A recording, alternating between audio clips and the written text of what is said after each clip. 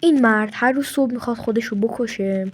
یک روز این مرد تیرهایی رو میریزه داخل لیوان و توشو با شربت زعفرون پر میکنه و نوش جان میکنه و تیرها رو توی دهنش نگه میداره و توی تفنگ 7 تیر میذاره. بعد تفنگ 7 تیر رو برمیداره و زیر چونش قرار میده و بعد خودشو میکشه. اما اون شانس زیادی داره و نمیتونه خودشو بکشه. اون تفنگو دیگه کنار میذاره و وارد یه مغازه میشه و وقتی اون وارد یه مغازه میشه میره تو شربت زعفرون بخره و چند تا دزد مسلح میان و بهشون حمله میکنن و اینجا محمد علی بدون اینکه بترسه وای میسته و این دزدم عصبانی میشه و بله و میگه اگه جرأت داری تیر بزن.